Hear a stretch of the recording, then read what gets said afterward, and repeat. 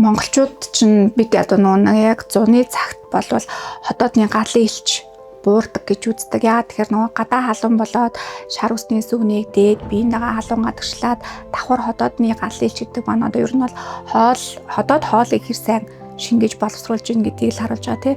Тэгэхээр хотоодны галын элч буурчаар угаасаа 100 бидний одоо хоол боловсруулах тэр зүйл бол буурчихсан байдаг.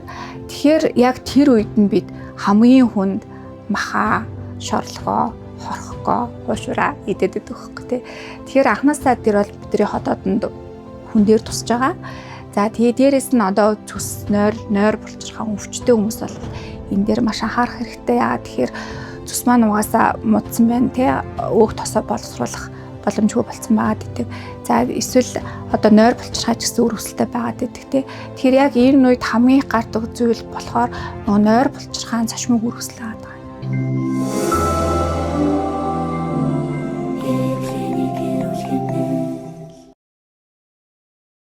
Сайн байна уу эрхэм үзэгчдээ. Эрүүл хэмнэл подкастын энэ удаагийн дугаараар эрүүл хооллолт юунаас эхэлдэг вэ сэдвийн хүрээнд ярилцахаар хүний хэмж анаа ухааны магистр шин төвжилийн зөвлөх уянгаа эмч маань оролцож байна. За сайн байна уу та? Сайн байна уу. Бүгд энэ өдрийн мэндийг хүргэе. За хоёулаа яг нөө сэдвийн хүрээнд нэс яг асуултаа шууд эхлүүлээ тий. Тэгээд тэгвэл эрүүл хооллолт яг юунаас эхэлдэг вэ? За миний хувьд бол эрүүл хоолтыг би яг тэнцвэр гэж хэлнэ. Тэгэхээр альва нэгэн зүйлийг хориглох, хасах ч юм уу те эсвэл одоо бүр өлсөх гэх мэтчлийн зүйлсээс аль болох зайлс хийгээд одоо яг эрүүлтэйгээр зөвөр тэмцэртэйгээр хоолоо идэх юм бол эрүүл байдаг. Тэгээд яг одоо сүүлийн үед нөгөө эрүүл тавгны зарчим гэдээ гарчихсан байгаа те. Тэр бол яг хүмүүст хэрэгжүүлэхэд маш тийм амархан тийм тавглалт байгаа. Тий. Тэгэхээр яг тэр тавгны дагуу ер нь бол бид нар хоол хүнсээ одоо 3 макро шимт хичээл гэж байгаа тий нүүрс ус, уурга, өөх тос гэд. Тэгэхээр яг тэр 3 макро шимт хичээлийг тэр тавган дээр яг зөв тэнцвэрээр одоо хувааж тавиад идэх юм бол ер нь бол тэрийг олон улсын түвшинд хүлээн зөвшөөрчихсөн эрүүл хооллолт гэж үзэж байгаа тий. Тэгэхэд яг одоо жишээ шижинтэй хүмүүс ч юм уу яг энэ нөгөө хоолны дэглэм барих шаардлагатай хүмүүс яг энэ эрүүл хоолтын тавгны зарчмыг юу мэддэг шүү дээ тий. Та энийг яг ингээд дэлгэрүүлээд хэлээд байгаа ч одоо яг ингээд тавгийг хуваахаа тий яг одоо тий 2-ны 1 нь юу аах юм тий 4-ны 1 нь юу аах юм гэдэг. Зөв. Одоо тав маань ингээ бөөрхий дугуйлбартай л агж батхад яг ингээд дундуур нь хуваалаа тий. Тэгэхээр яг 2-ны 1-т нь болохоор жимс ногоо гэж байгаа. Гэтэ жимсээ аль болох баг ногоогоо түлхүү тавьж өгнө. За тэгээд нөгөө 2-ны 1 нь болохоор дахиад дундуур нь хуваагаад 4-ний 1-т нь болохоор уурга гэж байгаа. Үлдсэн 4-ний 1-т нь болохоор нүүрс ус гэж байгаа. Гэтэ нүүрс устаа эрүүл нүүрс ус. Тэгэхээр эрүүл нүүрс ус гэдэг маань ер нь бол нийлмэл нүүрс ус байгаа даа тий. Одоо бүхэл үр тарай, шош, буурцаг гэх мэтчлэн тийм тэгж яг хувааж тавих юм бол эрүүлтэй тооцогдож байгаа тий. Тэгвэл нөгөө тавны зарчимд байгаа одоо бид жимс ногоог болохоор бас нөгөө сахар ихтэй хүнсгээ одоо тий сахарын агуулмж ихтэй ч юм уу гэдэг хэлцдэг шүү дээ. Тэнгүүд энийг одоо яг яаж би эсвэл одоо тий одоо ногоо ч юм уу жимсний харьцааг одоо яаж зохицуулах яг өөрөө би өдөр хэдийн хэмжээний одоо тий хоолтонд авах шаардлагатай байдаг вэ? Тий жимс гэхээсээ илүү ногоогоо ер нь бол түлхүү тавьж өгөх хэрэгтэй. Яагаад тэгэхээр жимс маань тодорхой хэмжээгээр чихэр фруктоос агуулдаг. Тэгэхээр яг хамгийн түрүүнд үлэн байгаа дээрээ жимсээ төрүүлээд идчих юм бол цусндаа чихэр маань огцом өсөх эрсдэлтэй. Тэгэхээр эхлээд бол яг чихрийн шижинтэй хүмүүс за инсулины дэвжрэлт орчихсон байгаа хүмүүс за дээрэс нь хэрвээ та цусндах чихрээ огцом өсөхийг хүсэхгүй байгаа бол эхлээд эслэгээр баялаг хоолоо идэх хэрэгтэй байдаг. Тэр маань одоо юу гэсэн үг юм бэ гэхээр ногоогоо идэх гэсэн үг. За тэгэхээр нөгөө ногоо ч юм бол эслэгээр баялаг байгаа. За тэгээ дээрэс нүүрс ус манаас те нийлмэл нүүрс ус тийм ээ бүхэл үр тарай нь бол бас эслэгээр баялаг байдаг. Гэхдээ ер нь бол ногоогоо төрүүлж идээд дараа нь уурга болон өөх тосыг агуулдаг хүнс одоо бид нар одоо мах гэж бодъё. Монголчуудын хувьд бол мах дахиа голцоо байгаа даа тий. Тэгэхээр мах дахиагаа идээд за хамгийн сүүлд нь нүүрс усаа идэх юм бол одоо тусандах чихэр огцом өсгөөс сэргийлж чадна гэж болох хэрэгтэй. Жимсээ бол хамгийн сүүлд нь идэж болох болно тий. Энэ хоолт нь өглөө өдөр орой хоолн дээр бас ялгаатай байх уу? Энэ хоол ер нь бол өглөө өдөр орой бүгдэн дээр нь яг энэ тавгныхаа зарчмаар идэх нь зөв. Тийм тэрээ та яг инсулины дэвжрэлээс урьдчилан сэргийлэхийг хүсэж байгаа бол яг тэр эслэг уург өөхтөөс дараа нь хамгийн сүүлд нүүрс ус гэсэн дараалал идэх юм бол сайн одоо урьдчилан сэргийлж өгнө гэсэн үг. Бас нийтлэг хүмүүс нөгөө жингээ бууруулъя гэдэг тий ер нь тэгвэл энэ 5-ны зарчим бас өөрчлөгдөх үү? Яагаад гэвэл одоо тэр хүмүүс чинь болохоор өдөрт авах одоо нийт одоо шимт хичээлийн арай нэг өөр одоо агуулмжтайгаар авах шаардлагатай болох ч шүү дээ тий. Тэгэхээр яг хувь хүнээсээ бас шалтгаална. Гэхдээ ерөнхийдөө бол энэ 5-ны зарчим маань удаан хугацаанд яг багаар жин бол хасаад эхэлдэг. Тийм тэгэхээр одоо яг турах гэж байгаа хүмүүс яг тодорхой хэмжээгээр илчлэг авж байгаа илчлэг маань одоо зарцуулж байгаа илчлэгээсээ бага бэжэж жингээ хасдаг те. Гэхдээ энэ бол яг бодисын солилцооны алдагдлалд ороогүй эрүүл хүн дээр бол боломжтой зүйл байгаад байгаа. Хэрвээ та ямар нэгэн дааврын тэнцвэр алдагдчихсан те эсвэл одоо кортизол дааврын түвшин их байгаад байгаа юм бол яг тэр одоо хөвлийн харийн таргалт маань бол бууж өгдөг. Тийм. Тэгэхээр яг энэ одоо 5-гийн зарчмаараа явснараа бидэхэд бас ирээдүйд хэрвээ та эрүүл бол те багаар жингээ бас хаяад эхэлдэг. Тийм. Яа тэгэхээр одоо 5-ны 2-1 маань бол ногоо байна те. Тэгэхээр ногооны маань одоо агуулж байгаа одоо калори илчлэг бол маш бага байдаг. Тийм. Тийм болохоор ер нь бол авж байгаа илчлэг маань ч гэсэн дагаад багасаад ирдэг гэсэн үг. Тийм. Хүн өдөрт 3 хооллох нь зөв үү? Гэтэл бас ингэдэж хоолт хоорондын 100 ширхэлж болно гэл бас зөвлөд өгдөө тий. Тэгээ ер нь бол хүн өдөрт хэдэн удаа хооллох шаардлагатай вэ? За ер нь бол 3 удаа хооллох нь зөв. Тэгээд энэ дундаас хамгийн онцлог нь бол өглөөний цай байгаа. Хүн бол өглөөний цайгаа заавал ууж гарах хэрэгтэй. Тэгээ өглөөний цайнда болохоор яг уурга, эрүүл өөхтөөс эслэгээр баялаг хүнснүүдийг оруулж өгөх юм бол одоо яванд амархан үлсэхгүй, амархан ядарахгүй, эрч хүчтэй, тархины үйл ажиллагаа ч гэсэн тий цоглог байж чаддаг. Тийм тэгээ цаашдаа бас яг нөгөө нүүрс ус ихтэй одоо өглөө жишээлбэл бид хэд босоол одоо тий нэг цагаан гурилаар хийсэн боо борцог тэгээ яараал амдаа ичил гараад явхад бол одоо яг тэрхэн хугацаанд нэг тийм эрч хүчтэй мэдрэл тэгээ буцаад бидний одоо цусан дах чихэр огцсон ингээд буурчдаг байхгүй. Тэгэхээр эрч хүчээ амархан алдаад ингээ аюу амархан одоо өдрийн хоолны цагаас өмнө л ядраад эхэлдэг, өлсөөд эхэлдэг.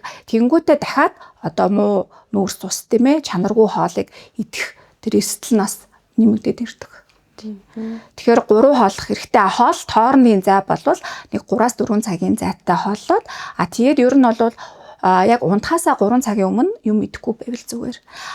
Дунд байгаа тэр зууршны хувьд гэх юм бол би юу ч хэлэх вэ гэхээр идэж болно. Гэхдээ сонголт нь чухал. Одоо жишээлбэл за нэг ширхэг сникерс авч идье гэж бодъё. Эсвэл алим идэхүү, самар идэхүү. Тэ? Сникерсний оронд алим самар идэх юм бол болж байгаа байхгүй. Яагаад тэгэхээр алим самар маань өөрөө жимс эслэгээр баялаг, за самар маань уург өөх тосоор баялаг тэ илүү сонголт, илүү эрүүл сонголт болоо явчихж байгаа. Зүгээр нэг сникерс аваад идэхэд бол тэрний одоо шимт хичээл нь агуулж байгаа одоо илчлэг нь өндөр мөртлөө шимт хичээл нь бол маш бага. Тэгэхээр энийг бол бид нар нөгөө хоосон илчлэг гэж нэрлэдэг байгаа тий. Тэгэхээр сонголт нь бас илүү чухал гэж хэлмээр. Зөв хоолсноор бид нар ямар одоо өвчнүүдээс урьдчилан сэргийлэх боломжтой вэ?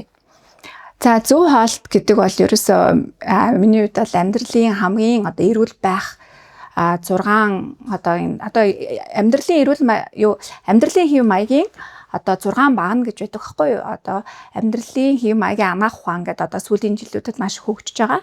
Тэгэхээр энэ 6 багны хамгийн ихэнд нь эрүүл хооллолт явдаг. Тэгэхээр яг хүн эрүүл хооллож ээж өдөр тутамдаа хийж байгаа бидний сонголт яг ирээдүйд 5 жилийн дараа, 10 жилийн дараа, 20 жилийн дараа та өвчин тусах юм уу үгүй мүү гэдгийг бол шийдэд байгаа. Тийм. Тэгвэл энэ хоолт бас одоо хүний наснаас хамааран бас өөр байж болно шүү дээ тий. Тэгвэл одоо хүүхдүүдийн хувьд мөн одоо саяны илчлэг гэж ярьж хахад одоо аль насны хүмүүст одоо ингээ илчлэг илүү өндөртэй хоол идэх шаардлагатай эсвэл одоо нас жоохон ингээд ахих тусам тий зарим хүмүүс нь хоол шингээх процесс эдгээр нөгөө удааштай холбоотой ч юм уу бас яг тэр болгон хоолыг ингээ бүтэн одоо порцоор ч юм уу тий идэх боломжгүй байгаа даа шүү дээ тий. Тэр нөгөө нэг өсөлт бойжилт дээр явж байгаа хүүхдүүд бол за ялангуяа дөнгөж төрсөн яраа хүүхдүүд болон тэгээд яг өсвөр насндаа байгаа хүүхдүүдийн бол хоолт маш чухал гэдэг. Тэрэн дээр бол яг калорийн тэр нарийн тооцож гаргах шаардлагатай яг нөгөө наснаас хамаард те. За тэгээд нас ахаад ирэхэд бол бидний одоо хотоодны хүчил багаар багасаад ирдэг. Тэгэхээр бас яг хоолны сонголтын дээр анхаарад одоо илүү амархан шингэх хоолыг сонгож идчихвэл зүгээр. За жишээ нь гэх юм бол одоо бид нар ногоо сайн гэж идээд ирчтэй. Тэгэхэд хэрвээ таны хоолны шингэц жоохон муудчихсан байгаа үе дээр одоо хотоодны архаг үргэлжлэлтэй ч юм уу тийм үе дээр бол тэр түүхийн ногооноос илүү ногоогоо болгож жигэнж идэх юм бол хоол боловсруулах хэрэгтэн тогтолцооноор илүү хөнгөн тусдаг. Тийм. Бид ингээ хоолноос 100% ингээ өөрт хэрэгтэй шимт хичээлээ авч чадах уу? За ер нь бол яг хүнээсээ хамаарна. Гэхдээ яг нэг одоо Харвардын сургуулийн хийсэн одоо улсын хурлын гишүүн Гама докторийн хийсэн судалгаа байгаа даа. Тэгэхээр тэр судалгаан дээр болохоор монголчууд маань яг зарим одоо жишээлбэл магний гар бол хангалттай хэмжээгээр авч чадахгүй байна гэсэнтэй малын гаралтай хүнс мах цагаан эдээ гэх мэтчлээ. Тэрнээс авдаг бол шимт хичээлийг бол бас хангалтайсаа авч чадчихээн гэж гарч байгаа. Тэгэхээр монголчуудын маань хувьд яа харахгүй миний бодлоор бол за омега 3 бол маш чухал байгаа. Яагаад тэгэхээр омега 3 бол манай одоо нөгөө бэлчээрийн малд байгаа одоо махны агуулгын метр омега 3 бол бас маш бага хэмжээгээр байдаг. Тэгэхээр омега 3 бол бид нар заавал гаднаас авах шаардлагатай эрүүл өөх тос байгаа даа. Тэгээд омега 3 маань нөгөө загсанд их хэмжээр авалга. Тэгэхээр монголчууд маань загсны хэрэглээ бас хэрэглээ тий. Тэгэхээр омега 3-ыг бол нэмэлтээр хэрэглэх бол зүг байгаа даа. За тэгээ дээрэс нь одоо монголчууд манаас жимс ногоо, үрс хамар, шорш буурцагны хэрэглээ бага байгаа даа болохоор эслэгээ бас дутуу аваад байгаа. За дээрэс нь одоо магний гэх мэтчлэн жимс ногоонд агуулгадж байгаа тэр эрдэс бодис шимт хичээлийг бас дутуу аваад байгаа. Тэгэхээр энэ хоолноос авч чадахгүй байгаа шимт хичээлүүдэд бид нар нэмэлтээр хэрэглэх бол чухал тийм. Нийтлэг монгол хүмүүсийн дунд өөр одоо омегагаас гадна өөр ямар микроэлемент ч юм уу тий эрдцүүдийг одоо гаднаас нөхөж авах шаардлагатай. Одоо хоол хүнс нь үнэхээр бас нөгөө одоо ногоо бага хэрэгэлдэг эсвэл ногооны төрөл зүйл бас харьцангуй бага штэ тий. Тэрнтэй холбоотойгоор за тэрнтэй холбоотойгоор бол яг би сая магний гэж хэлсэн тий. Тэр магний бол хүний эрүүл мэндэд маш чухал үүрэгтэйдэг. Тэгээд судалгаагаар бол нийт 600 одоо химийн урвалд оролцдог байгаа даа. Тэгэхээр Монгол төдийгүй дэлхийд даяараа хүн амын 80% нь магниг бол хоол хүнснээсээ хангалттай авч чадахгүй байна гэд тэгж байгаа юм. Тэгэхээр манай монголчууд ч гэсэн яг адилхан байгаа даа. Тэгэхээр магниг бол бас яг нэмэлтээр ууснараа маш одоо эрүүл мэндийн олон талын ач холбогдлыг бол авч чадна. Тийм. Нөгөө дархлаа сайтай байхад нөгөө хоолоо сайн идэх хэрэгтэй гэлээдэг тий. Яг энэ одоо хоёрын уялдаа холбооны юунд вэ? За дархлаа гэхээр бас айгүй том сэдв болчихно тий. Тэгэхээр яг хоолтон дээр болохоор миний хувьд болохоор яг гидсний дархлаа одоо гидсний бичил орчин хоорондоо холбоотой болчиход байгаа. Тэгээд дархлааны одоо 70% нь тий дархлааны нийт эцгийн 70% нь гидсэнд бүдүүн гидсэнд байдаг. Тэгэхээр яг энэ гидсний бичил орчны тэнцвэртэй байдал бол маш чухал болчиход байгаа. Тэгэхээр энэ гидсний бичил орчны тэнцвэртэй байдлыг бид нар хадгалахын тулд энд бол бидний өдөр тутмын хоолтын сонголт маш чухал үүрэг гүйцэтгэж байгаа. Тэгэхээр энэ дээр дахиад нөгөө эслэгийн ач холбогдол ороод ирж байна гэсэн үг. Тийм тэгэхээр эслэг битгэхэд хангалттай эзнэрээ за эслэг гэхээр хүмүүс танаа нөгөө гидсний үйл ажиллагаатай холбож бодоод байдаг те. Одоо гүйлгээд байгаа, эсвэл хоолны шингэц муу байгаа, эсвэл одоо юу өтгөн хатаад байгаа гэх мэтчлээ. За энэс гадна эслэг маань өөрөө бодисын солилцоонд маш чухал үүрэг гүйцэтгэж байдаг. Тэгэхээр одоо цусндах чихрийг доторжуулж инсулины одоо дүүжрлөө сэргийлж байдаг. За цусндах өөх тос ихсчихсэн байгаа хүмүүсээс эслэгээ нэмээд ирэхэд цусндах одоо муу өөх тос одоо зүрхний шигтээс тархины цус харалтыг үүсгэж байгаа тэр муу гэдэг ааштай би тэгэд өөх тос маань одоо буурж идэг гэх мэтчлэн маш олон талын аюутай. Тэгэхээр эслэг бол гидсний бичил орчин дэмжин тэрснээрээ дархлааг дэмжин дээрэс нь бодисын солилцоондоос маш чухал ач холбогдолтой болж байгаа. Зарим одоо нөгөө тараг за эсвэл одоо кимчи ч юм уу те эсэлтэй ангиж байгаа процесс нь арай илүү эсэлдүүлдэг гэдэг байна шүү дээ. Энэ бас энэ хоолтондоос дэмжлэг үзүүлэх үү? Үзүүлнэ тий. Тараг гэдэг маань өөрөө нөгөө ашигтай бактери агуулсан хүмүүс байгаа. Тэгээ пробиотик гэдэг байгаа. Тэр пробиотик гэдэг маань бол ерөөсөө ашигтай бактери хэлээд байгаа тий. Тэгэхээр ашигтай бактерийг агуулж байгаа хүнс бол гидсний бичил орчин айгуу сайн юу дэмжиж өгнө. Өөрөө нөгөө ашигтай бактери гаднаас ингээд аваад гидсэндээ суулгаж ийн гэсэн үг тийм ээ. Тэгээ тэрнээс гадна бас пребиотик гэдэг ойлголт яваад байгаа. Тэгэхээр их хүмүүс одоо пробиотик, пребиотик хоёрын ялгааг бас сайн мэддэггүй.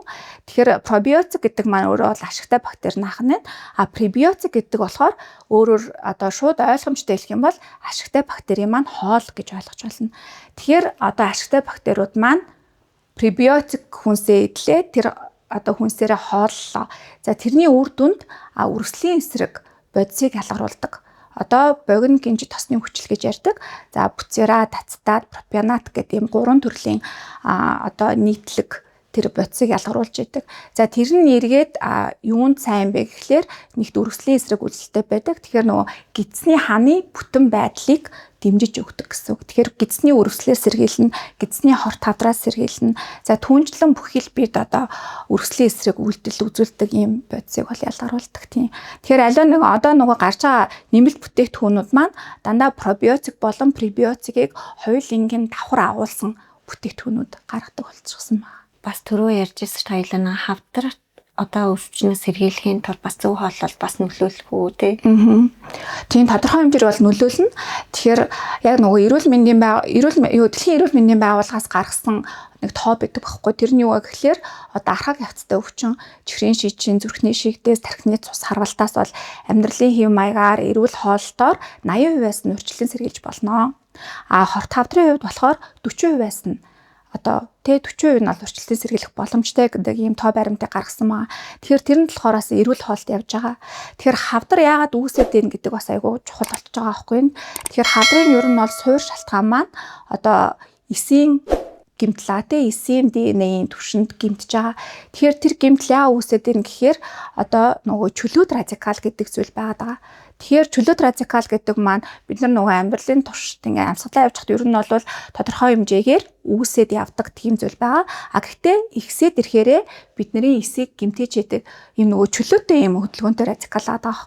Тэгэхээр нөгөө эс дээр очиод ингээд гэмтээгээд тэгээд яг нөгөө ДНХ-ийг гэмтэж яадаг. Тэгэхээр эндээс болоод яадаг вэ гэхэлэр эс үйл ажиллагаагаа алдаад үргэлжлэж эхэлдэг. Тэгэхээр энэ дээр яг нөгөө архаг хявцтай үргэлжлэх гээд байгаа зүйл маань үүсч эхэлж байгаа. Тэгээд эсийн мутац эхлээд те. За тэгэхээр энд бид өдөр тутамдаа яг энэний эсрэг хоолыг идчих байвал бас хорт хавдраас тодорхой хэмжээгээр бол сэргийлж чадна. Тэгэхээр тэр хоол нь ямар хоол юм бэ гэхэлэр антиоксидант үйлдэлтэй хоол байгаа. Тэгэхээр антиоксидант гэдэг маань юу гэхээр одоо тэр чөлөөтэй байгаад байгаа тэр замраагүй радикалд нэг йон өгдөг гэсэн үг. Тэгэхээр нөгөө тэнцвэрддэг. Тэгэхээр яг тэр антиоксидант үйлдэлтэй хүнсийг өдөр тутамдаа хэрэглэж авах юм бол бас тодорхой хэмжээгээр хорт хавдраас урьдчилан сэргийлэх боломжтой. Шинэ тэжээлийн зөвлөх хүнээс одоо хүн өдөр тутамдаа нэг 3 хүнсийг зайлшгүй идэх шаардлагатай гэвэл ямар 3 хүнс ах одоо нөгөө тавны зарчим дээр байгаа одоо хэсгүүдээс минь төлөөлүүлээд авбал за байцаа. За яг би монголчуудынхаа онцлог тохируулаад хэлье. Гэхдээ би бас хэлэхдээ нөгөө улирлын чанартай бас холбож хэлмээр санагдаж байна. За өвөл хүүтэнд тийм ээ биднэрт маш хилчлэг хэрэгтэй үед бол монголчуудаа зориулаад би мах гэж хэлнэ. За мах дундаа халуун чанартай, тэгээ халуун бүлээн чанартай адууны мах, хоньны мах гэж хэлнэ.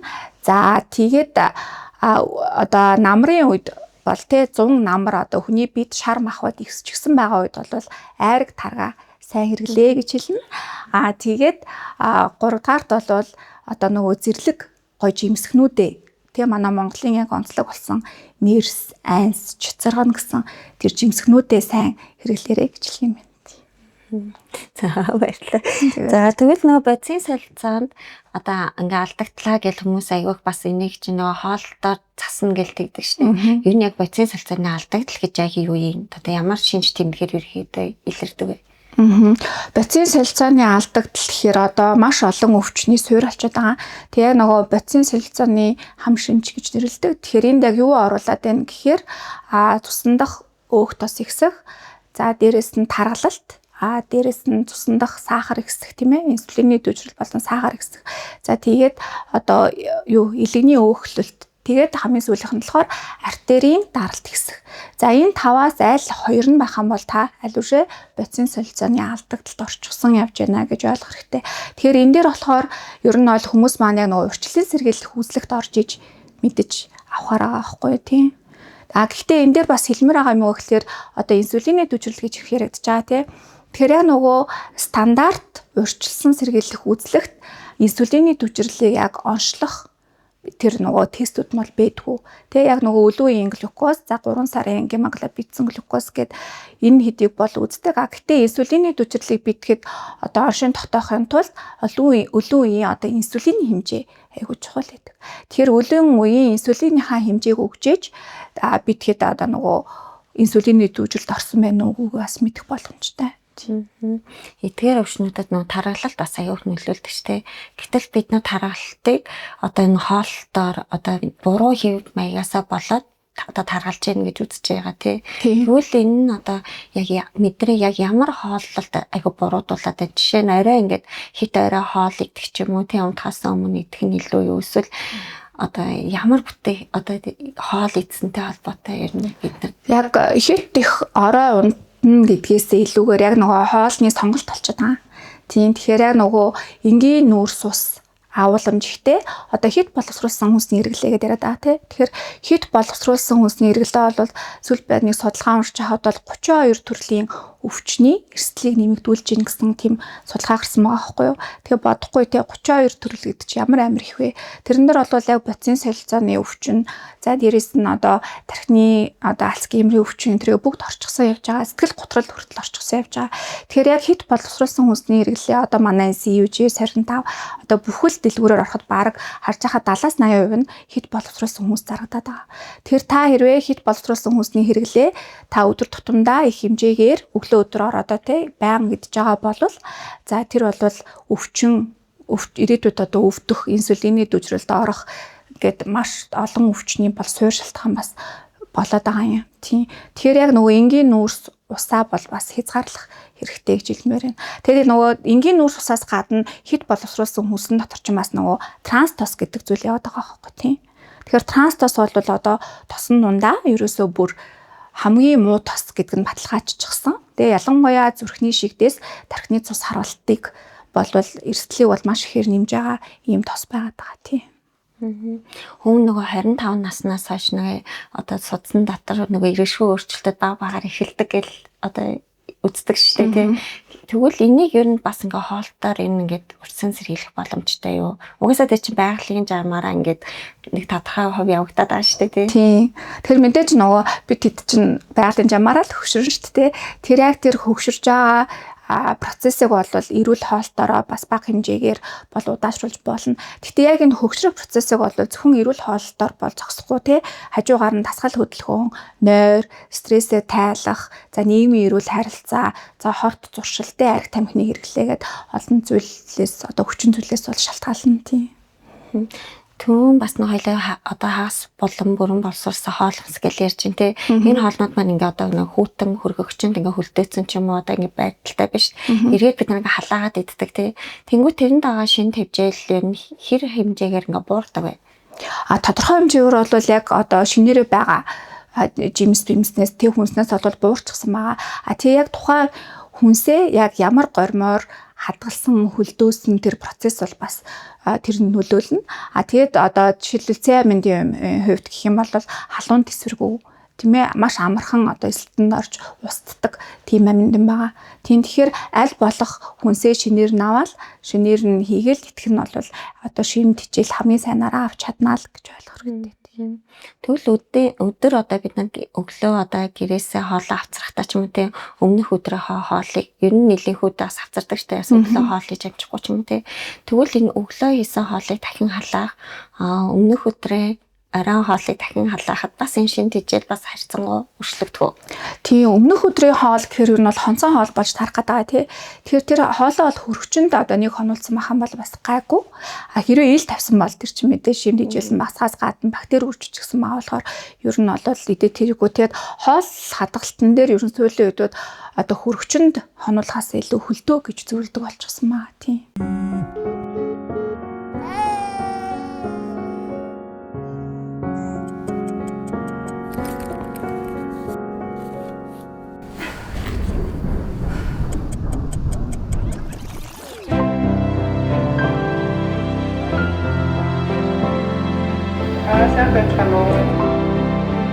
Таны амьдралын эрүүл хэмнэлт.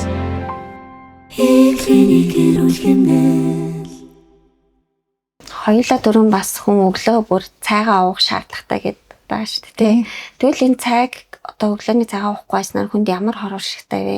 Одоо энэ нөгөө цай ууснаар уул нь өглөө бүр ингээд цусны ялгаалтанд ингээд нөлөөлдөг. Энэнийг ингээд халангуяа одоо оюутан ч юм уу те сургуулийн хүүхдүүд бол одоо эцэгхэн л хоол унсыг бэлтгэхгүй бол шууд ингээд үлэн гараад гүчдэг ш те. Энэ нь яг ингээд хэдийн хугацааны дараа хор уршигтай ер нь уухгүй байснаар ч юм уу те хор уршиг нь юу вэ?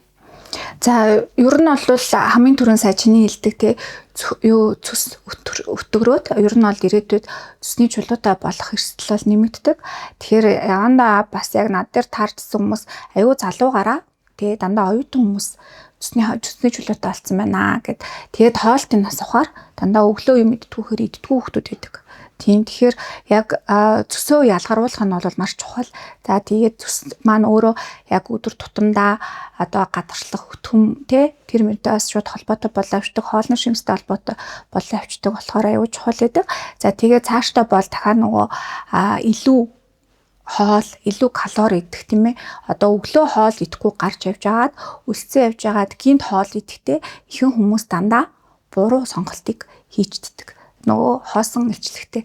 Тэгэхээр энэ маань ирээдүйд яг одоо нөгөө бодис солилцааны алдагдлал, инсулиний түвшрэлт хүрэхэд бол маш том нэмэр болоод байгаа юм. Усыг ер нь хэр их хэмжээтэй уух шаардлагатай байдаг вэ?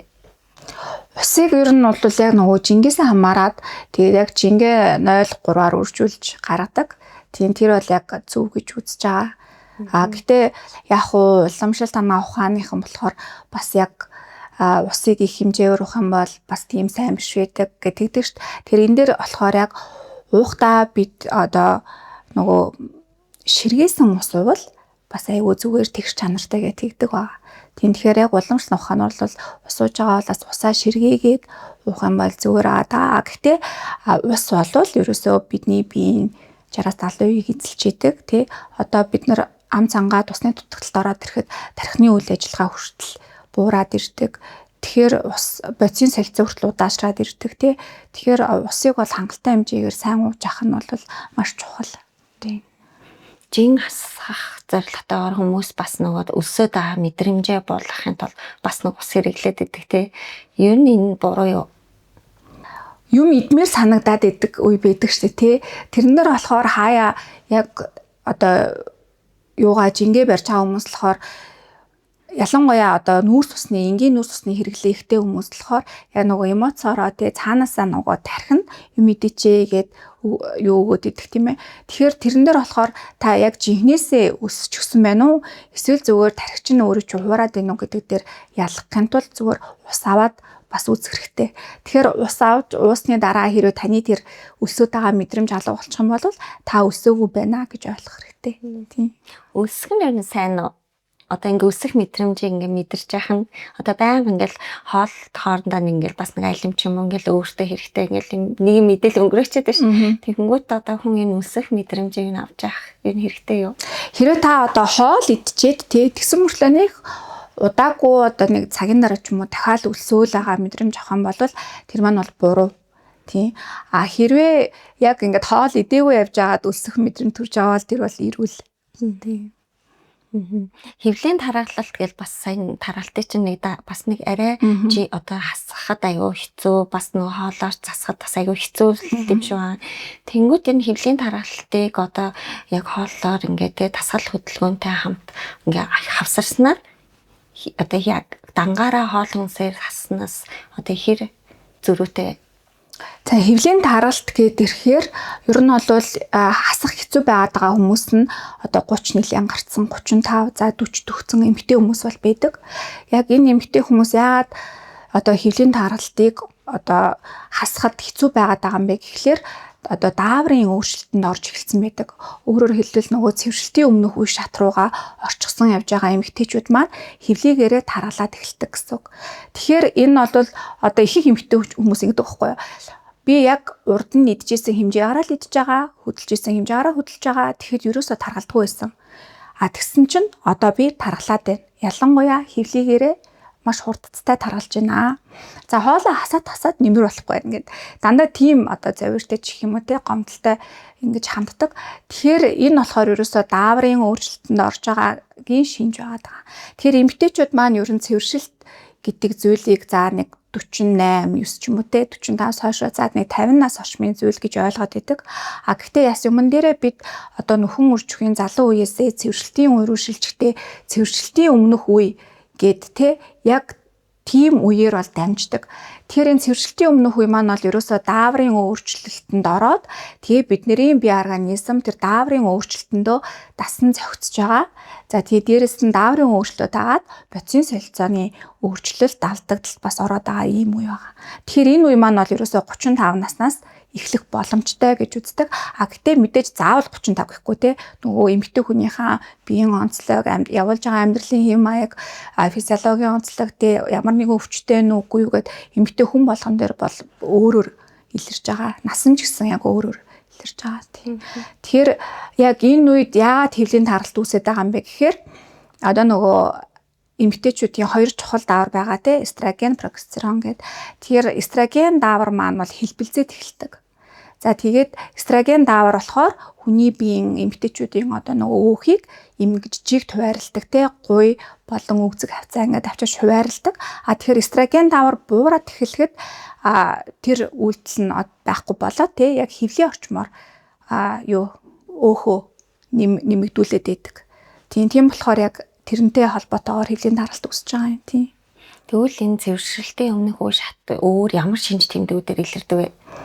За цэвэршилтийн өмнөх үе шат гэхээр хамгийн түрүү нөгөө хоёр дааврын маань прогестерон даавар төрүүлээд одоо бууж эхэлдэг байхгүй. Тэгэхээр прогестерон даавар маань юуг хариуцдаг бэ гэхлээр яг хүн үржихийн үед бол бидний одоо жирэмслэлтийн даавар гэж хэлдэг. Хэрвээ өндгөн эс боловсролсны дараа прогестерон даавар бол огцон өсөөд тэгээ буурдаг. Тэгэхээр хэрвээ та жирэмсэлчихсэн бол прогестерон даавар маань буухгүйгээр өссөн хэвээрээ яж агаад жирэмслэлтийн тэр үйл явцыг дэмждэг. А хэрвээ та жирэмслээгүй болвол яг сарын тэмдэг ирэхийн өмнөхөн буцаа буурчдаг. За ийм үйлдэлтэй. За хоёр дахь үйлдэл нь юу гэх юм бол бидний нөгөө тархийг тайван байлгадаг. Тархинд одоо габа рецептор гэж байдаг. Тэр бол хүний тайван байдлыг одоо хадгалж яадаг те сэтгэл санааныг тогтвортой байлгаж яадаг тийм зүйл байгаа. Тэгэхээр прогестерон даавар маань тэрийг одоо зохицуулж идэг даавар байхгүй. Тэгэхээр прогестерон даавар буураад ирэхээр хамгийн түрүүнд илэрж байгаа шинж тэмдэг бол сэтгэл санаа тавгүй болоод ирдэг. Ууртай, уцаартай, ааштай, за сэтгэл ингээд түгшээлтэй юм л бол нэг юмд санаа зовоол ингээл эсвэл одоо ингийн үед ингээл байж хахад хүүхдүүд ирэл ээжээ гэхэд ингээд зүгээр харьцдаг байсан бол яах гээд байгаа юм бэ гэл те яах гээд байгаа гэл нөгөө гэр бүлийнхэн рүү ойлж хашаарддаг ч юм уу те за тэгээ явандаа сэтгэл готролд орох бас эрсдэл нэмэгдээд ирдэг. Тэгэхээр яг энэ үе шатанд явж байгаа эмэгтэйчүүд маань илэрдэг шинж тэмдэг нь бол яг сэтгэл санаа тайван бус болоод хэлбэлзээд эхэлдэг гэсэн. Эдгээр хүмүүс одоо амьдралын ямар хэв маяг одоо хоолтоор энийг ингээд зохицуулах боломжтой вэ? Амьдралын хэв маяг гэхээр яг нөгөө түрүүн би ярьжсэн те амьдралын маягийн 6 багна гэд тэгэхээр энэ дээр нөгөө эрүүл хооллолт, дасгал хөдөлгөөн, нойр, стресс, за арх тамхины хэрэглээгээ багасгах, за тэгээ дээрэс нийгмийн эрүүл харилцаа гэдэг жаа. Тэгэхээр яг энэ цэвэрлэлтийн өмнө үе шатанд ороод ирэхээр эстроген даавар маань бас хэлбэлзээд буураад ирж хахад бодисын солилцоо алдагдалт ороод ирдэг. Тэгээ эстроген даавар буурахаар дагаад бидний нөгөө инсулины мэдрэг чанар буугаад ирдэг байхгүй. Тэгэхээр инсулины мэдрэг чанар буугаад ирэхээр хэрвээ та замбраагүй хоолсон одоо залуудаа бид нар замбраагүй те гадар хоол идээл торт марууж юу бидний өдөржингөө ингээл идээл ямар ч эрүүлэр яваад идэг гэсэн бол одоо 35-аас хойш настай болчихсон тохиолдолд та хэрвээ замбраагүй хоолдог хэвээрээ байх юм бол таны өвдөх тэр нөгөө нэг хугацаа нь илүү хурдан болоод илүү хүнд болоод цэвэршилтэд одоо нөгөө цэвэршилтийн шинж тэмдгүүд маань ч гэсэн илүү хүндээр илэрнэ гэж ойлгох хэрэгтэй. Тэгэхээр яг нөгөө инсулины дүжирлөө сэргийлсэн хооллолт тийм ээ уураг, эрүүл өөхтөөс эслэхэр баялаг хоолунд бол маш чухал байгаа. За хоёрдугаарт бол дасгал хөдөлгөөн дээр ярих юм бол одоо орчин үед 35-аас дээш насны эмэгтэйчүүдэд заавал хийх ёстой нэг дасгал байгаа нь одоо англиар resistance training гэдэг байгаа. Монголоор болохоор одоо хүчний дасгал гэдэг байгаа. Тэр маань яагаад хэрэгтэй байна гэхээр одоо нас ахих тусам ялангуяа 30 наснаас хойш бидний одоо булчингийн мас багаар буурч байдаг. 10 жилд ойролцоогоор 8% бол 8%-аар буурчихсан байдаг. Тэр булчингийн мас буурахаар дагаад бодисын солилцоо удааширчдаг. Тэгээд инсулины дүжрэлт бас ихсээд тэгээд чихрийн шижин тусах, бодисын солилцооны алдагдалд орох гэх мэтчлэн зүйлс маань бас эрсдэл нь хамаагүй нэмэгдээд ирж байгаа гэсэн үг. Тэгэхээр Цэвэршил тэгэхээр бас эмэгтэйчүүдийн хувьд болохоор эстроген давар маань ясны бүтцэд маш чухал үүрэг гүйцэтгэдэг. Яг нөгөө ясны эсийг одоо үүсгэхэд нөлөөлдөг гол давар тий. Тэгэхээр эстроген давар маань буураад ирэхэд эмэгтэйчүүд цэвэршилтийн дараа ясны сэргийлжилт бол маш хурдцаатай одоо илэрдэг байгаа. Тэгэхээр булчингийн масс маань одоо чанга том хിവэрэ бэжэж одоо тэр ясанд ирж байгаа механик даралт нь тэ одоо нөлөөлөд тэгэхээр ясны сэргийлжлтээс бас яг энэ хүчний тасгалбал бол урьдчилан сэргийлж байна гэж үзэж байгаа тийм. За тэгээд дараагийн зүйл болохоор бас стрессийг бас заавал ярихгүй бол болохгүй байгаа дээ. Тэгэхээр хүн стресстэй ялангуяа орчин үеийн нийгэмд бид нар бол байнга стресстэй чаш тий төвжирлээс ахуулаад за тэгээд эмэгтэйчүүд дээр ирж байгаа нийгмийн ачаалал, ажил, карьер, гэр орон, үр хүүхэд, хоол унд гэл ер нь бол нийгэмд эмэгтэйчүүд яхаарахгүй эрэгтэйчүүдээс илүү их тийм ачаалттай байгаад байгаа. Тэгэхээр эмэгтэйчүүдийн хувьд бол стрессийн даавар буюу кортизол даавар маань байнга өндөр хിവэрэ байгаад байгаа. Кортизол даавар бол ер нь бол өглөөс ирээд 90 минутын дараа яг хамгийн ихтэрэ байж хаад өдрийн турш ингээд буурсаар агаад ороод ингээд буурах хэвээр даавар. Тэгэхээр нөгөө бид байнга гарах стресстэй байгаад байгаа болохоор кортизол даавар маань ингээд ер нь л нэг тийм өндөр тийм ээ байх хэвээр хэмжээнээс өндөр байгаад байгаа. Тэгэхээр кортизол дааврын нэг одоо хор юу юм бэ гэхээр бас л нөгөө хөвлийн тархалтыг дэмждэг. Тэгэхээр хөвлийн хавцаа өөрөөр хэлбэл хөвлийн тархалт гэхээр бид нараас нөгөө дотор эргэтний тархалт, дотор эргэтний өөгчлөлт гэж ойлгох хэрэгтэй. Тэр нь бол кортизолын одоо рецептор буюу хүлээн авахч нь одоо арсанд орох өөхнөөс бүр 4 дахин илүү байдаг. Тэгэхээр биеийн кортизол даавар илүү байгаад тахаар хөвлийн тархалт нэмэгдээд дотор эргэтний тархалт өөхлөлт ихсэн. Тэгэхээр нөгөө дотор эргэтний өөхлөлт гэдэг маань өөрөө одоо идэвхтэй өөх байдаг. Гэтэ тэр нь болохоор муу гэсэн үг. Яа тэгэхээр байнга тийм нөгөө үрвслийг дэмжиж яадаг, үрвслийг сэдрээж яадаг тэр цитокинуудыг ялгаруулж яадаг. Тэгэхээр нөгөө архаг явцтай үрвсэл маань сэдрээд дэмжигдээд ирж байгаа байхгүй. Тэгэхээр яг нөгөө түрүүний хөвлийн тархалт гэдсэн шүү дээ. Тэгэхээр хөвлийн тархалтан дээр ч болохоор бас яг стресс, кортизол даавар нөлөөлчихөж байгаа, инсулин маань нөлөөлчихөж байгаа. Тэ дээрээс нь эстроген даавар буугаад байгаанаас давхар ингээд нөлөөлөө явчихж байгаа байхгүй тий.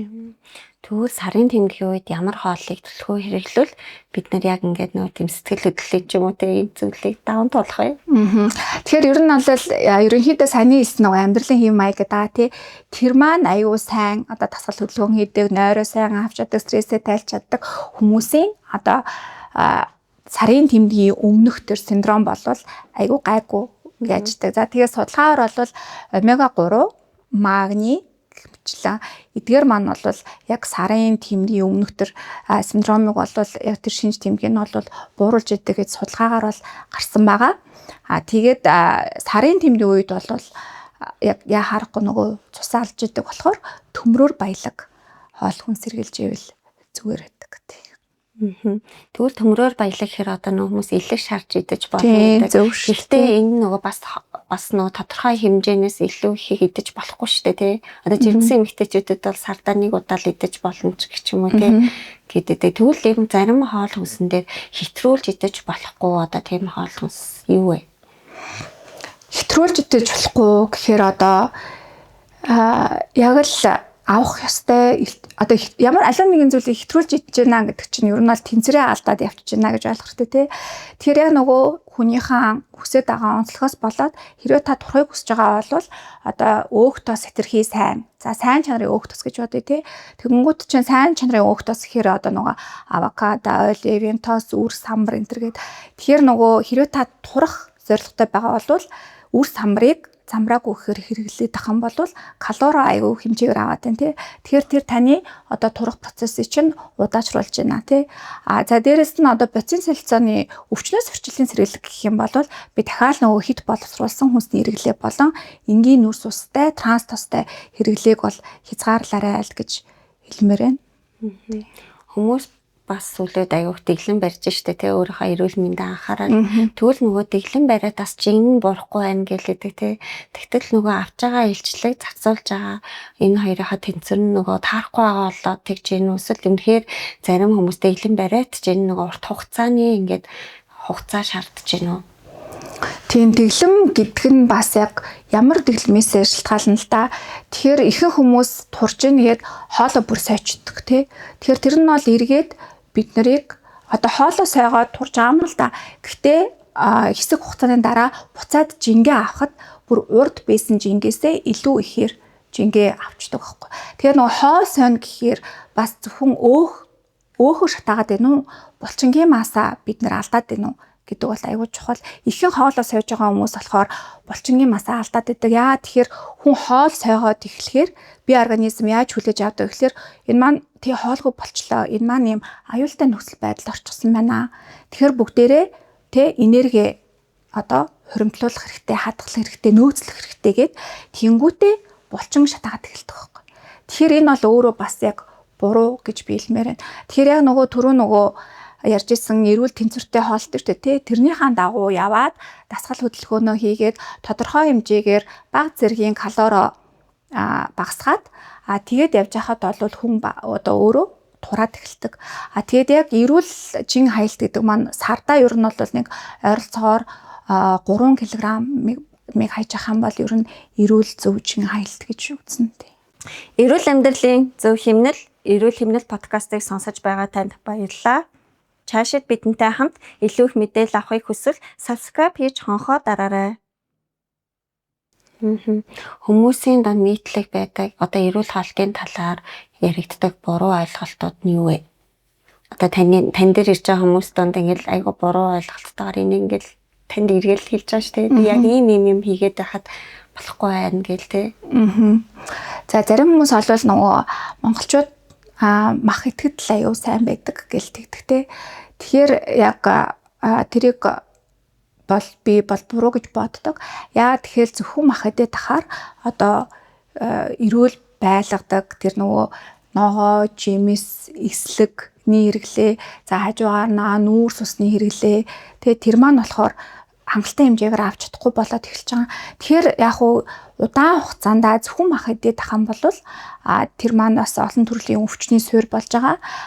Ялангуяа гидсний тэр бичил орчны байдал эрүүл байдал бол бас нэлээд муу болоод одоо нөгөө дисбиоз буюу бичил орчны тэнцвэр алдагдаад ирж байгаа байхгүй юу тийм. Тэгэхээр тэгэж бас аюу хэрдэг. За дээрэс нь ялангуяа одоо улирлаа харгалзахгүйгээр мацаг ордог. Тэгэхээр бид нар чинь нөгөө монголчууд чинь дөрвөн улиралтай тийм ээ, дөрвөн улирал болгоно өөрийн гэсэн хүнд үзүүлж байгаа одоо нөлөө байгаа. Бидний бие организм тэрэн тасн зохицож байгаа. За тэгээ дээрэс нь нөгөө монгол хүмүүс чинь одоо ходоодын галын ил чинь тэрэл ярьдаг ч тий. Тэр яг трийг харгалзахгүйгээр битгэд одоо өвөл хүүтэнд яг шинэ жилийн үеэр ялангуяа хүмүүс шинэл болох гэж ингээл нөгөө гой палажа өмсгөл тий. Тэнгүүтээ мацаг барайл хоолой амир хориол эхэлдэг байхгүй. Тэгэхээр яадаг вэ гэхээр ерөнхий биеийн тамир тэхээ муудаад за хий бадгаа аривдаа за дээрэс нь маш ихээр ядраад тархлаа мууддаг. Тийм тэгэхээр яг хоолой удаан хугацаагаар битгий сойгоосой гэж л би хэлмээр байна тийм. Үнэ гэдээс эрүүл биш байгааг илтгэдэг одоо юм шинжүүд бас байна. Одоо өөр дээр ингээд бодоод байцаа миний одоо гидс дүүрж байгаа нь ер нь те яг ер нь бол хэвэн хүн бол ингээд явна тэр гидс нот эсэлдэг процесс явж байгаа учраас тодорхой хэмжээнд бол байгаа штэ. Гэхдээ яг эрүүл биш байгааг одоо илтгэх одоо ямар шинжүүд байна вэ? Тэгэхээр яг гидсний бичил орчин гэхээр бас яг хоол боловсруулах хэрэгтэн тогтолцоо дээр гарч ирэх шиг тэмдгүүд байгаа те. Эсвэл та ингээл жоохон мэдээлгүүлгээд байна. За эсвэл өтгөн хатаад байна. Ихэнх хүмүүс одоо жишээлбэл юм чи би 3 хоног хүндрээгүй 3 хоногт нэг удаа хүндэрдэг ч юм уу те тэгдэг. Тэгэхээр яг тэр хүмүүсийн хоолтыг хараад ахаар нэгт ус хангалттай удаггүй, хоёрт эслэг ерөөсөө иддэггүй. Жимс, ногоо, шош буурцагны хэрэглээ маш бага байдаг. Бараг л иддэггүй хүмүүс байдаг. Данаа одоо маха, будаа, гурил, төмөс гэлтэй нэг тиймэрхүү ойр зүрх юм л иддэг хүмүүс агаад идэг. Тэгээд гидсний одоо бичил орчин алдагдсан байна гэдгийг илтгэх шинжүүд юу вэ гэхээр арсны тууралтууд. Арсан дээр одоо янз бүрийн зүйлд харшлах, арсан дээр янз бүрийн батг гарах, тэгээ ингээ улаагаал цагтнаал ингээд нөгөө харшлын шинж тэмдгүүд бас илэрдэх тийм ээ. Тэрийг бол тэгж бас гидсний эрүүл мэндтэй холбож бодох хэрэгтэй. За тэгээд гидсний эрүүл мэнд гэдэг бол ер нь бол бид одоо архаг үрвслийг бас үүсгээд байгаа тийм процесс байгаа байхгүй юу? Яагаад тэгэхээр гидсэнд чи одоо нөгөө ашигтай бактери гэж байгаа. Дээрэс нь эмгэг төрөгч бактери гэж байгаа. Тэгэхээр тэр эмгэг төрөгч бол өвчин үүсгдэг муу бактери гэж бидгээд ойлгох хэрэгтэй тий. Тэгэхээр нөгөө тэнцвэр нь алдагдчихаар ашигтай бактери маань буураад ирэхээр нөгөө өвчин үүсгдэг бактериуд маань ихсээд ирж байгаа. За тэгэхээр өвчин үүсгдэг бактериуд маань ихсчээр нөгөө ялгаруулж байгаа хортой бодис нь гидсний ханыг гимтээж байгаа. Тэгэхээр гидсний хан гимтэн гэдэг бол өөрөө одоо нөгөө орчин үед leaky gut гэдэг англиар даа тийм монголоор одоо нэвчимтгий гидс, шүүрэмтгий гидс гэл янз бүрээр орчуулагдаж байна л да. Тэгэхээр тэр маань болохоор гидсний хаан бүтцэн ийм маш хоорондоо нэгт холбоотой байх хэрэгтэй байдаг болвол яг одоо гидсний бичлэг орчны тэнцвэр байдал алдагдсанаас болоод тэр гидсний хааны нэгт холбоос нь ингээс суларчж байгаа. Тэр ингээд нэг ийм зай сав үүсэж байна. Тэгэхээр одоо нөгөө цусны эргэлт рүү орох ёсгүй том молекулууд за дээрэс нь нөгөө бактерийн ялгаруулж байгаа хортой бодиснууд ороод эхэлдэг. Тэгэхээр цусаар дамжаад бүх биеэр тархаад тэгээ нөгөө энэ тэнд очиод архаг язтай үргэлжлэлийг сэтрээгээд байгаа байхгүй. Тэгэхээр яг архаг язтай үргэлжлэлийн одоо шинж тэмдэг гэхээр одоо тархины үйл ажиллагаа, санамж муудах, анхаарал төвлөрөг муудах, одоо нөгөө англиар brain fog гэж яриад байгаа шүү дээ. Тархи манантах гэл. За тэгээ дээрэс нь үе мөч өвдөх ч юм уу те. Ингээд за аутоиммуны өвчнүүдийг бол яхаарахгүй одоо гидсний бичил орчны тэнцвэр алдагдсантай холбоотойгоор яг тэр өвчний механизмыг тайлбарладаг болоод байгаа. Тийм. Тэгвэл саяны юм нэвчимхий байна гэдгийг одоо онцлоход бол заавал дуран хэлэх шаардлагатай юу? Тэрийг одоо ер нь бол нөгөө GI map тест гэж байдгийг. Тэр маань гэхдээ одоо Монголд хараахан орж ирээгүй байгаа. Миний мэдхийн бол яг тэр гидсний доторх бактерийг үзээд байгаа шинжилгээ байгаа тест бол нөгөө анагаахын шинжилгээ ухааны үндэсний сургууль дээр молекул онцлогооны төв гэдэг байгаа. Тэрэн дээр бол сүүлийн жилүүдэд одоо сүүлийн 3-4 жил бол яг тэр гидсний бичил орчинг одоо онцлдог тийм тест бол хийж байгаа. Яг өгтгнөөс. Тийм. Түрүүн хоёлаас нөгөтгөн хатдаг хүмүүсийн тухайс тэр чиг нийтлэг байгаа шүү дээ. Эдгээр хүмүүст бол энэ байдлаа засахын тулд одоо та нэг зөвлөгөө хэлвэл те яаж өдөр болгон одоо гаргадаг болох утгнаа гаргадаг болох. Хамгийн түрүүнд болохоор усны хэрэглээ байгаа. Тэгээ ус сайн уужиж мэдээж өтгөн гадагшлна. За хоёрдугаарт бол яг эслэгийн хэрэглээ байгаа. За эслэг дундаа болохоор нөгөө уустгүй эслэгийн хэрэглээ. Уустгүй эслэг маань гидсэн дотор усан дуусахгүйгээр тэгээд яг гидсэн дагаа тэр зүйлүүдийг одоо гадагшлуулахад бол нэмэртэй байгаад байдаг. За 3 дахь бол тасгал хөдөлгөөн. За тасгал хөдөлгөөн яхад нөгөө цусны эргэлт хурдсан. Тэгэхээр дагаад гидсний ч гэсэн цусны эргэлт хурдсан. Тэгэхээр нөгөө гидсний гөрвөлзөх хөдөлгөөн маань сайжраад ирнэ гэсэн үг. Тэгэхээр яг энэ 3 зүйл бол хамгийн одоо анхны одоо авах арга хэмжээ юм уу. Тэгээд заашлахгүй бол элэг цусны асуудал гээд бас явчихна тийм. Одоо цусны өтөршөлтэй, цусны чөлөөтэй хүмүүсийн бас өтгөн атах гэдэг. Бид нар гидсэн эрүүл байхын тулд тэгвэл одоо ингээд нэмэлтээр одоо пребиотик агуулсаа одоо нэмэлт юм хэрэглэх шаардлагатай юу? Ер нь бол за яг хүнээсээ шалтгаална. Гэхдээ аливаа нэгэн нэмэлт бүтээгдэхүүнээс өмнө бид нар хамгийн түрүүнд хоолтондоо харах шаардлагатай. Тэгээ яг хамгийн нэгдүгürt бол эрүүл хоол, зөв хооллолт те эслэгээр баялаг хооллолт. Тэгээд дараа нь бол яг пробиотик, пребиотик гэдэг нэмэлтээр бол хэрэглэх боломжтой. Худалдаанд бол одоо ингэ маш олон нэр төрлийн биш шүү дээ. Яг өдөрт болгоно л цаа шинэ одоо бүтээгдэхүүнүүд гарч ир. Тэгвэл энэ бүтээгдэхүүнээ зөв сонгож авахын тулд би юуг анхаарах хэрэгтэй вэ? За энэ болохоор одоо бас айгүй нийгэм тулгараад байгаа асуудалтай. Тэгэхээр маш олон нэмэлт бүтээгдэхүүнүүд зарагдж байна. Тэгэхээр хамгийн түрүүнд яг би юу хардаг вэ гэхээр хамгийн түрүүнд юуг нь хардаг. Тэр бүтээгдэхүүн маань ямар стандарттай байна тийм ээ. GMP certified гэсэн байдаг те. Тэр GMP certified гэдэг нь болохоор ер нь болохоор яг нөгөө стандартын дагуу үйлдвэрлэх ёстой тэр үйлдвэрлэл тийм ээ. Тээвэрлэлт одоо савлалт энэ тэр бүх юмыг бол хэлээд байгаа. Гэхдээ энэ болохоор яг дотор нь байгаа тий энэ брендийн амласнаар энэ бодис дотор нь яг байна уу? Амлсан ёсороо яг тэр хэмжээнд байна уу?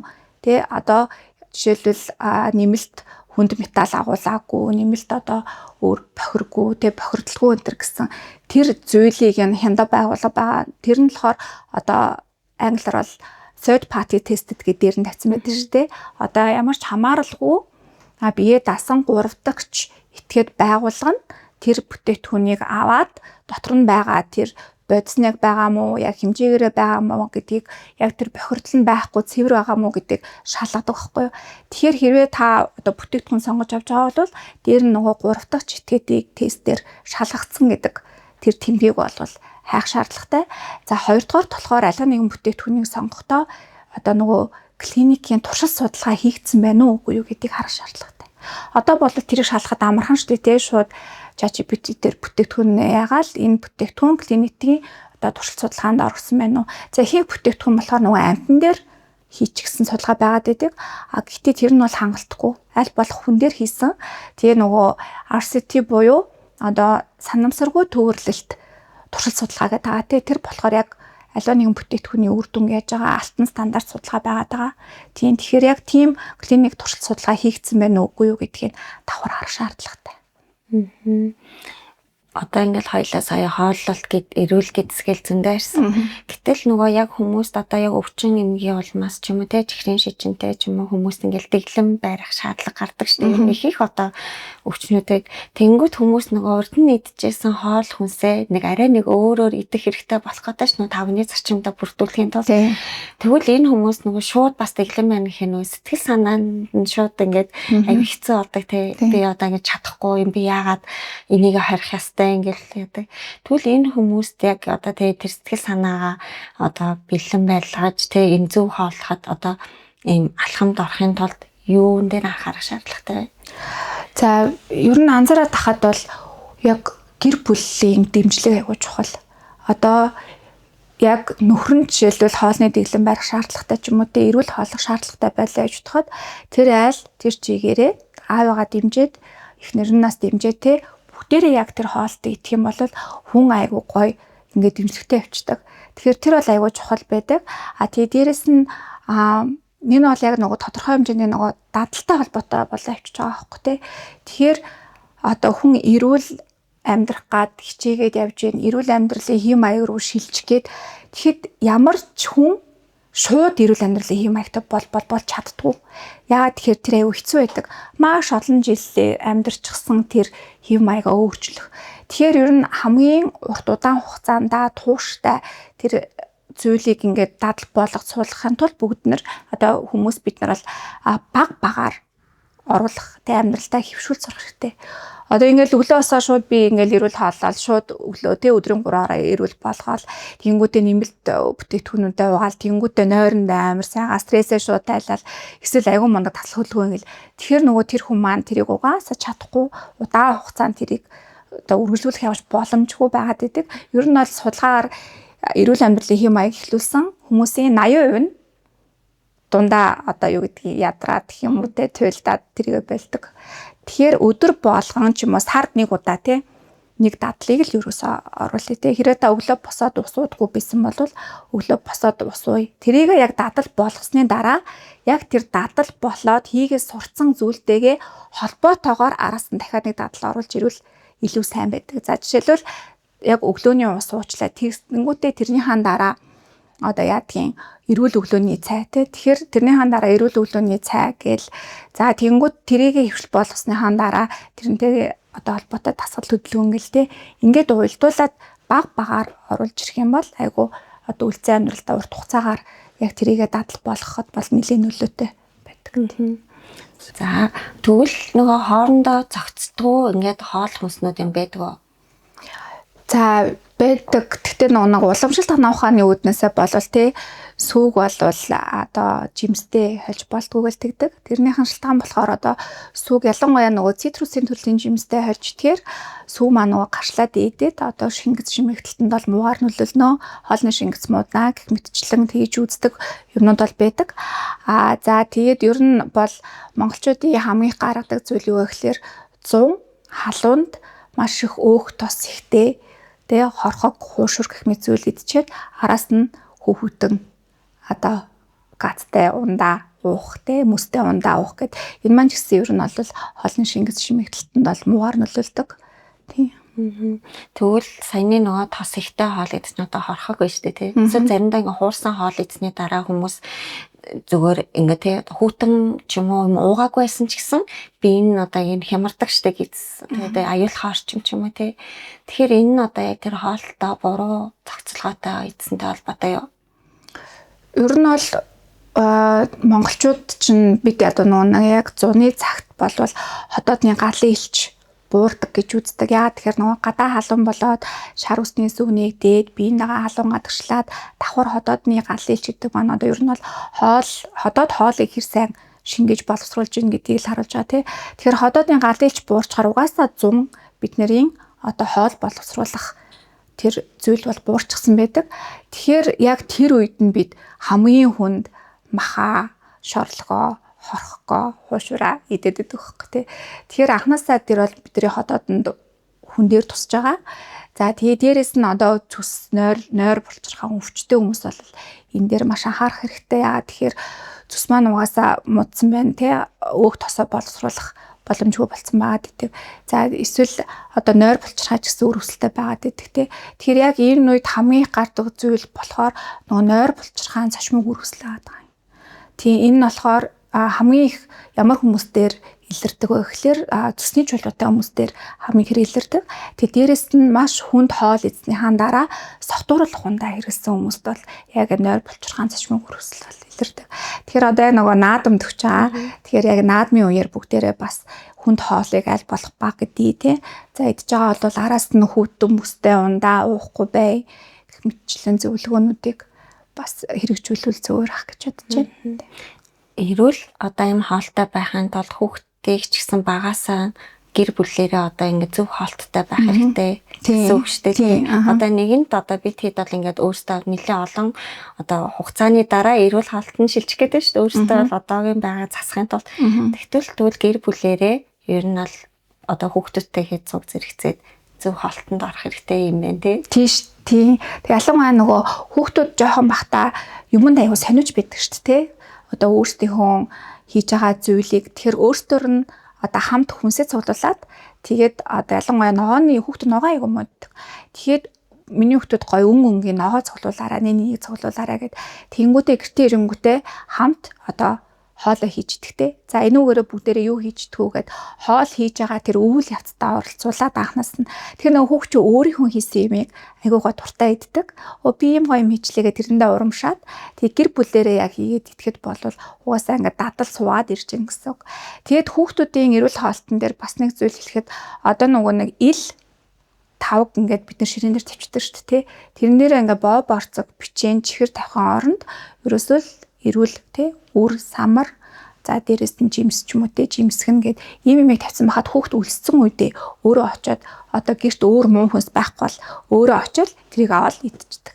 Одоо манай 3 хүүхд бол жишээлбэл тэгдэг байхгүй гэрт ямар ч тийм одоо боо борцог ч юм уу тийм зүйл байхгүй хахад нэг харсан чинь нөгөө хөлдөөгчнөөс нэрсээ гаргацсан өөртөө нөгөө бүр халбагдсан гэдэг зогсчихсон.